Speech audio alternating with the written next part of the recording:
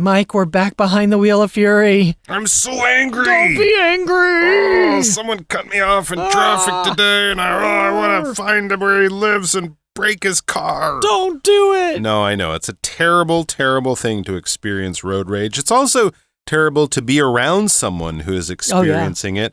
And it can actually be really dangerous if you are the target of someone experiencing road rage. I've had that a few times in my life. Here in Taiwan, people in cars trying to run me off the road or drive dangerously close because they've lost control of their emotions because of some small incident on the road. And of course, this is a thing where we can feel these strong emotions. We talked about that yesterday, right? People can follow you or honking. You have stress in your life for other reasons. You get behind the wheel and suddenly you lose your cool. And then the thing is, and I think this is probably what a lot of police officers will see in accidents, as soon as the accident happens, that emotion goes away. People realize they were behaving very childishly. They're filled with regret. But once you've had the accident and if someone has been hurt, it's too late to kind of go back. So this is one of those situations where I think a lot of people who've let the road rage get to them, have been in an accident because of that, would do anything in their life to go back in time and come to that experience with a different way of coping with it, with a different way of managing their emotions to avoid situations where often you can't fix it once it's done. Absolutely. The expression heat of the moment really kind of fits it well, because when you have that fury, it is the heat of the moment. You're in that moment. Yeah. You have heat almost in your entire body, in your brain. People say they see red. You see red, exactly. You blow your top. Driving is a really important thing that you do every day if you are a driver. And your goal is not to see how many cars you can block on the way to work, ideally. Your goal is to get from point A to point B safely and not hurt anybody around you and not get yourself hurt, because, you're a pretty important person. So ideally, you're not going to let the fury take over. That's true. And often when you analyze it, it's because someone just squeezed in front of you. Someone honked their horn a little bit too long at you. It's never really that important, right? The things that often set people off. So we're going to continue on today, but before we do that, let's listen to the whole article one time. The phenomenon of road rage is also heightened by the overcrowded conditions of modern roads. Researchers have observed that when rats are placed in confined spaces with limited resources, they tend to exhibit increased aggression. Humans, it seems, are not so different. The rising number of vehicles on the road has led to a sense of competition among drivers, which can trigger aggressive actions. Another reason for road rage is the feeling of anonymity that comes with driving. When you're behind the wheel, no one knows who you are. This can make some people feel freer to express their anger without worrying about the consequences, believing their identity is hidden behind the metal frame of their vehicle. So, what should you do if you encounter someone with road rage? The best approach is to stay calm and steer clear of confrontation. Avoid eye contact, don't respond to provocative gestures, and if possible, let the enraged driver pass. In extreme cases, consider pulling over or exiting the highway to remove yourself from the situation. If you find yourself getting angry while driving, there are ways to manage these impulses. Make sure you're well rested, as lack of sleep can intensify emotional responses. Try leaving for your destination a little earlier to reduce stress. Play calming music and practice empathy by reminding yourself that other drivers' mistakes may not be entirely their fault. By recognizing the triggers of road rage and implementing strategies to stay calm, we can all contribute to safer, more pleasant journeys. Remember, arriving at your destination safely is far more important than winning imaginary battles on the road.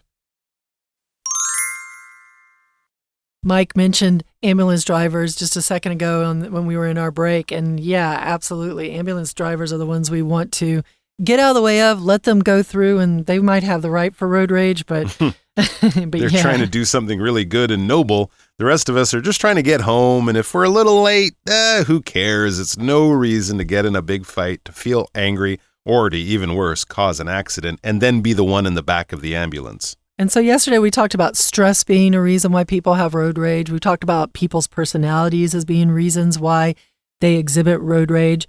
But another reason is overcrowding.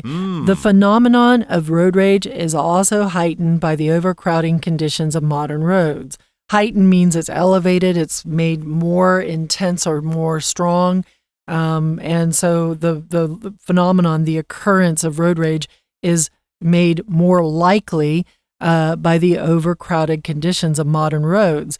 Overcrowded in that today in Taiwan, we don't have bicycles necessarily, filling up the road, but we definitely have tons of scooters. We have tons of cars. Lots of people drive cars back and forth. We have buses. We have blue trucks. We have taxis. And then there's also the overcrowding in terms of in the busier areas, busier districts, there's a lot of pedestrian traffic. And when you add in the pedestrian traffic, the walkers, it gets really dangerous too. Overcrowding is just what it looks like. It means there's too much crowding going on there to the point where it is over the top.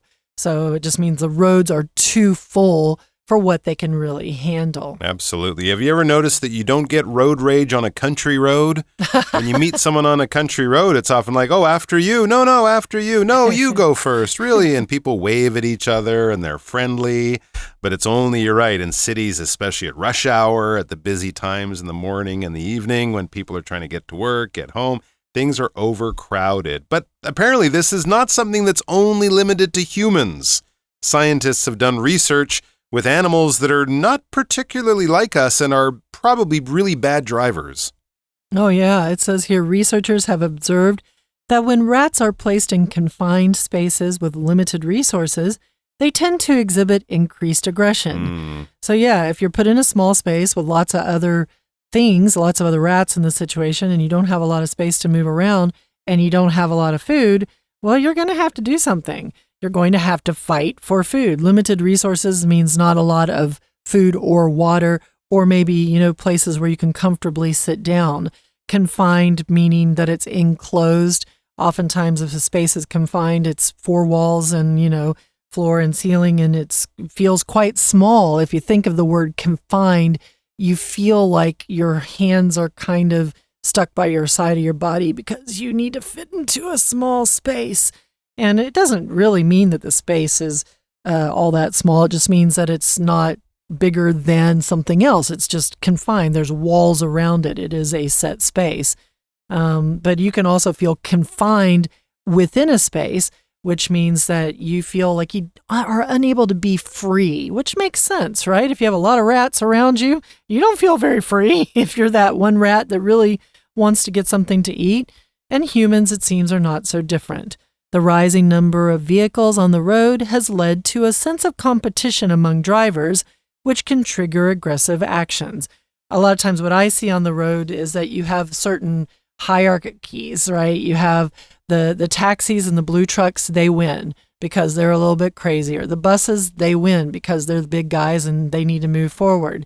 And then there's one that I never really believe in, and that's that the fancy cars win. I'm not really of the attitude that if you have a fancy car, you win because, that's just not the way it goes. If you have a lot of money and you buy a fancy car, some folks feel like, okay, I've won the competition on the road. I've won the competition among drivers, and now I get to go anywhere I want to go. I don't have to put on a turn signal. I don't have to give any warning where I'm going, and I can win every time if I'm coming into your lane. And that's just not really the way these things are supposed to work out. Absolutely. I guess the only one I might agree with, buses should be allowed to go first. They have more people in them and they're better for the environment.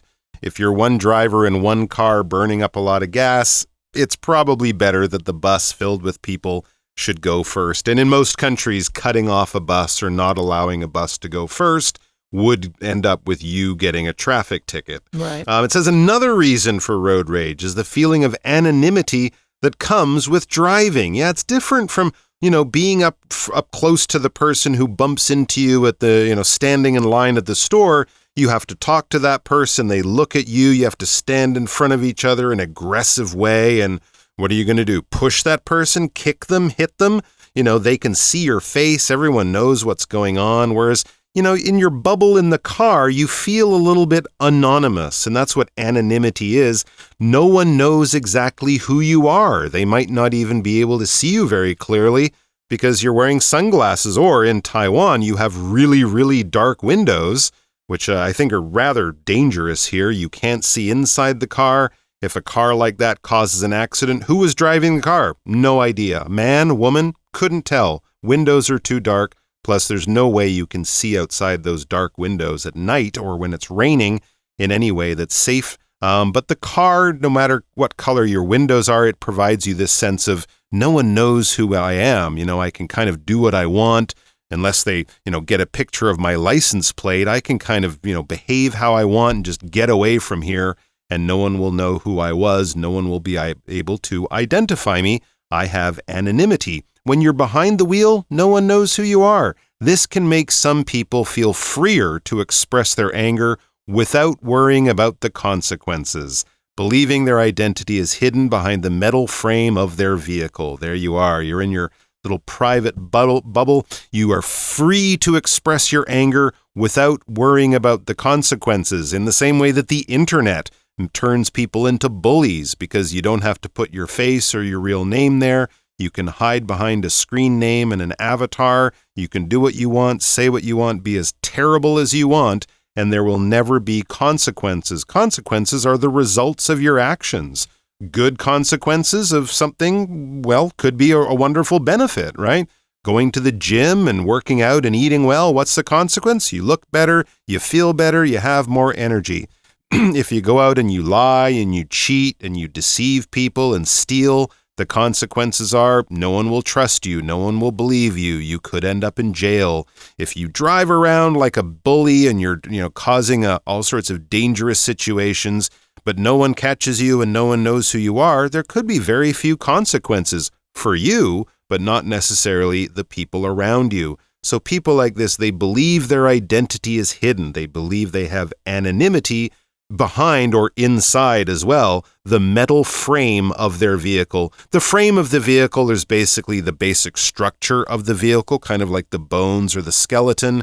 When we see the frame of a car being made, that's the part that's metal that robots are often, attaching, and then they'll put the doors on, the windows on, the engine will go inside the frame, the wheels, all that will be attached. But basically, inside your car, inside the sort of protective cocoon or protective bubble of your car, you have anonymity, so you can be as nasty a person as you want, some people think, or road rage tells you, and who cares? Nothing's going to happen. So the confines of your car, as we were using that word earlier, right? What should you do if you have to deal with somebody who's, showing road rage? We'll find out in a second. But first, somebody who's not going to show us road rage is our Chinese teacher. Let's listen now. 听众朋友大家好，我是安娜。我们昨天带大家看一下路怒症。到底路怒症是什么呢？基本上就是你在开车啊，或者是在这个行驶啊，骑摩托车的时候也是一样，就是有一种 aggressive or angry behavior， 有攻击性跟愤怒的行为。而且昨天提到有2个原因哦，第一个原因就是 stress， 就是压力了。第二个原因 personality。不过这个个性啊，特别是针对所谓的 coping mechanism， 就是我们的一种处理的机制，应对的机制。好，那这个好像都是跟自己有关，对不对？今天我们再来谈谈有没有别的原因呢？有比如说像文章的第一段就告诉我们，因为现代的道路实在是太拥挤了，车子太多，所以路怒症这种情况好像变得比较严重。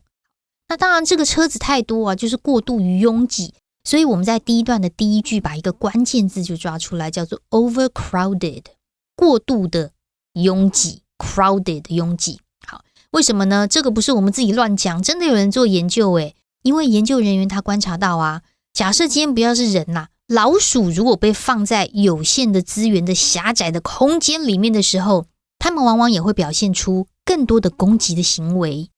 好，所以我们在第一段第2句这个地方，我们把一个动词抓出来，叫做 be confined。confined 就是使人受限的意思。那我们都知道使人如何如何这种动词还蛮常会用被动的比如说老鼠被陷在有限的空间当中 be confined。 好，那现在我们看到的是形容词的用法 confined spaces， 老鼠被放在一个有限的被困在的空间，而且 resources are limited 是有限的哦，就会表现出这种攻击行为。那人类也没什么不一样啊，基本上动物的行为都差不多，所以到了第一段第4句的时候就告诉我们，道路上车辆数量的这个上升就会导致驾驶者之间会有一种竞争感，那这种竞争感就会有产生攻击行为。不过第一段的第4句我们要看一下，它虽然是补充说明的关系子句 which， 但是我们要搞清楚这个 which 指涉的是什么哦，因为逗点之后的 which 有可能指的是前面的先行词，或者是前面的整句话。我们来先看逗点前面的先行词。好，这先行词就很 tricky 了，因为有 drivers， 好，驾驶者不会是 which， 没问题。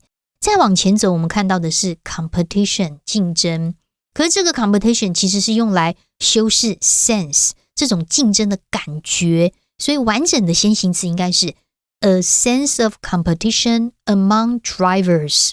好，那这时候我们看文意通不通呢？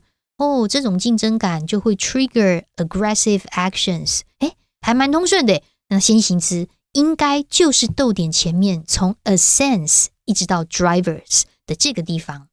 那当然第二段呢还告诉我们有别的原因，有什么样的原因呢？另外一个原因就是一种 anonymity， 所谓的匿名感。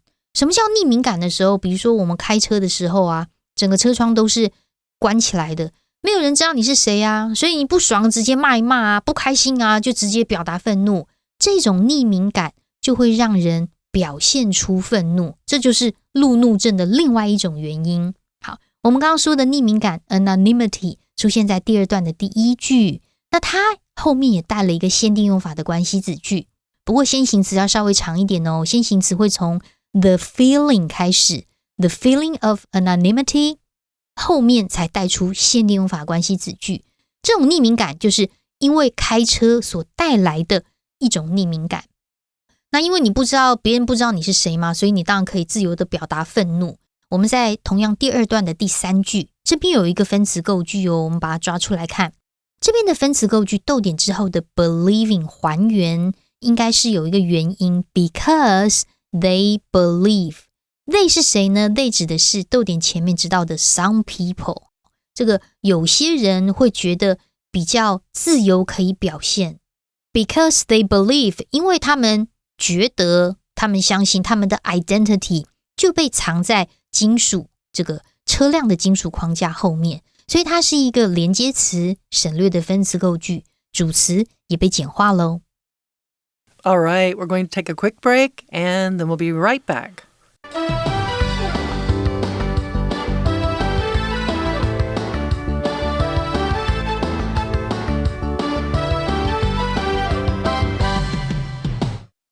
So you got a jerk. He's driving right up behind you. He's really honking his horn a lot. He's flashing his lights at you. You don't know exactly what he's trying to tell you, and you don't know what to do. This is a situation you might deal with if you encounter someone with road rage. It says here, so what should you do if you encounter someone with road rage? Encounter here means to meet with. Counter in terms of being a face, so encounter being face to face with someone who has road rage. You are meeting a difficult situation. You are meeting someone who is showing signs of road rage. The best approach, or the best way to deal with the situation is to what? Get out of your car and flash a bat at them? Probably not. You should stay calm and steer clear of confrontation. It's fun to use this word, this expression, steer clear. It's not talking about steering wheels here, right? It's not about the actual driving, except for that you are actually trying to move your body physically away from confrontation. Confrontation being a fight or an argument or something aggressive that might happen between two or multiple people. So you're trying to clear yourself away. You're trying to stay away from it, steer clear. And you're avoiding eye contact. You're not looking at that other car. You're just trying to drive with your eyes looking straight ahead. La, la, la, everything's good in my lane. I'm very happy. And you don't respond to provocative gestures Provocative gestures would be ones that are meant to provoke. So they're there to provoke anger. They're there to cause, right? To provoke, to cause anger, to cause fear, to cause an emotion that's probably a strong emotion. Some things that might be provocative gestures would be like somebody showing you the middle finger, somebody looking at you and going, "What's going on?" holding up both their hands and giving you a really angry face. Somebody pointing an imaginary gun with their finger at you, that would be very provocative.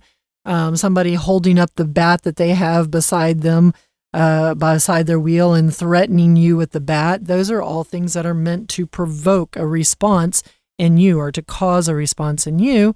And if possible, you're looking ahead, you're not, responding to the provocation. You are letting the enraged driver pass. The person who's angry and is really, really looking like they're trying to cause an accident, you're going to let them go. You're just going to let them pass. You're going to steer clear of getting into an aggressive argument with this person because they are enraged. They are full of rage, of extreme anger. And in extreme cases, you might consider pulling over or exiting the highway to remove yourself from the situation. So you don't let the situation escalate or get really, really bad quickly. You try to figure out if there's a safe way for you to remove yourself from the danger that is obviously going on around you. Absolutely. And if it gets so extreme that they're following you, I would suggest driving to a nearby police station and pulling up there and then hopefully going in to get some help. But yes, do not engage with these people. And we should point out that overseas, especially in places like America where people may have guns in their car, this is extra important advice. It says if you find yourself getting angry while driving, so maybe you are starting to suffer from road rage, there are ways to manage these impulses. So there are ways to sort of manage your mood and your emotions. These impulses, the impulse to show that person your middle finger, or honk, or tailgate, or drive aggressively. When you feel yourself boiling over emotionally, what can you do? These impulses, an impulse is basically sort of like a quick burst of emotion or feeling or a desire or something like that. Like when you're lying in bed on a Monday morning and you're thinking, I'm just going to call in sick to work. I'm just going to fake that I have the flu. And oh, no, I can't do that. You think about all the reasons why that's a terrible idea, how it'll cause trouble in your life in the future. But that feeling of that quick feeling of like, maybe because of a weakness or a desire, and then you kind of control yourself and move beyond that to do the more sensible thing. So what can you do? It says, make sure you're well rested. Oh, that's good advice for all of your life in any way. But yes, get a good night's sleep. If you're the kind of person who sleeps well, you probably have a much longer fuse, right? It's much harder for you to kind of lose control of yourself. You're peaceful in mind and peaceful in body. It says because lack of sleep can intensify emotional responses. Very true. If you don't sleep well, don't have big emotional conversations. Your problem solving is worse. Your emotional control is worse. All of that kind of thing. I would say if you've had a really bad night of sleep, don't drive, because a lot of research shows that driving after a bad night of sleep is like driving drunk. So it's better just to take a taxi or a bus for all sorts of reasons if you haven't slept well. It says, try leaving for your destination a little earlier to reduce stress. I like this one. Mm-hmm. This one definitely works for me. I've kind of learned to do that. If you're in a hurry, things will frustrate you more. You'll be under more stress. Because you're running out of time and no one likes to be late, even if it's okay, even if you won't be in big trouble. It's no fun to be late. So leave for your destination. The destination is where you are going. If you go to catch an airplane and you arrive at the airport, there'll be all those big screens, those TVs that will have a list of all the planes and their destinations, where the planes are going to from this airport. So where you are going to is your destination, the place that you are having Google Maps help you find your way to. So that's a good one. Leave early. Just have extra time. So if you face delays, it won't upset you that much. And I like this one too, in combination. Play calming music and practice empathy by reminding yourself that other drivers' mistakes may not be entirely their fault. So calming music, music you enjoy, just sing along to the music. If someone's angry with you, too bad, I'm singing along to my favorite Beatles song. You can't upset me. And also, this is a nice thing to do, again, in many situations when you're dealing with frustrated people. Practice empathy. Try to have an understanding of their emotions. Put yourself in their shoes, and think, well, maybe they slept bad. Maybe they had a bad day at work. Maybe they're going through trouble with their husband, wife, brother, sister, parents. Who knows? Just kind of think it's not about you, it's about them. And if they're in an unhappy place in their life, that's sad for them, but I'm not going to let them upset me. Because, sometimes people are in bad moods for perfectly understandable reasons. A bad night's sleep because they were up last night with their dying dog or something like that. That's an awful thing. And it's nice to be able to think of other people, not as just being mean and nasty, but being mean and nasty for a good reason. And it also helps you to do this next bit, recognizing the triggers of road rage. So you are thinking about other people, you're thinking about your surroundings, you're finding you're calm, you're finding you're happy. That helps you recognize a little bit differently what's going on around you. So you're not so easily triggered. You're not so immediately going from 0 to 100. You are not someone who's going to be like pulling the trigger of a gun in just a second, right? In just a snap of a second. So recognizing the triggers of road rage and implementing strategies or putting in place strategies, methods to stay calm, otherwise known as your coping mechanisms that we talked about yesterday, we can all contribute to safer, more pleasant journeys. So that makes things a little bit more safe if you can figure out how to stay calm. Remember, arriving at your destination safely is far more important than winning imaginary battles on the road. You are not Don Quixote taking on all the windmills in the world. Imaginary meaning something from your imagination, something that is created in the imagination of your universe, like a Winnie the Pooh story, not something that is real life. It's not, a real battle that you're really going on in the road. It's something that's not a real battle. This is imaginary. You're making this up if you're letting road rage take over you and, let you get out of control. So get out of your imagination, get out of your brain, get out of all of that and get home, get the passengers in your car home, because those are the most important people that you are supposed to be responsible for and taking care of. Be safe on the road, be a gentleman on the road, take care out there and be good drivers, guys, be smart drivers. Let's listen to our Chinese teacher one more time. 好，所以说完这个路怒症的原因之后，我们就要来看，假设你今天真的是在骑车或者是开车的时候碰到这种情况该怎么办呢？好，其实最佳的方式就是要保持冷静啦，最好就不要冲突，因为人家在这种情绪的愤怒之下，或者是可能是你自己，总而言之不要被情绪牵着走嘛。所以第3段就提到第2句，最棒的一种方法 the best approach 就是 stay calm, steer clear of confrontation， 不要去冲突。那什么样叫不要冲突呢？有哪些 strategy 呢？第3句接着看，避免一些 eye contact， 也不要挑衅哦，不要做一些 provocative gestures。 如果可以的话呢，干脆就让，就是让。那让的情况可能是停车啦，甚至干脆就是直接驶离 highway， 就是远离路怒症的这一些 drivers， 这是最好的。不过我们在第3段这个地方要提醒大家，这里的第4句的地方，第4句动词的 consider doing something， 基本上它是一个祈使句嘛，但是 consider 这个动词考虑做一件事情，后面只会加名词或动词 ing 哦，所以你可以考虑路边停车，感觉上是做这个动作，对不对？可是受到 consider 这个动词的影响，路边停车会用 pulling over。 好，接下来的第4段就谈到，如果是你自己很生气怎么办呢？你自己很生气就想想看，为什么自己会很生气？第一个可能是睡眠不足，所以第2句，第4段的第2句要先确保自己有充分的休息。第2句我们看到是一个复合形容词叫做 well rested， 副词动词 ed 的用法。如果有这个睡眠不足很累的时候，通常脾气会比较大，对不对？那这个脾气会比较大，同样在这句话最后面的 emotional responses 也可以把它抓出来，就是所谓的情绪的反应。那最后面就有提到了，在第3段第4句，我们要练习一下 empathy。empathy 是同理心哦，可以同理对方为什么现在会很生气。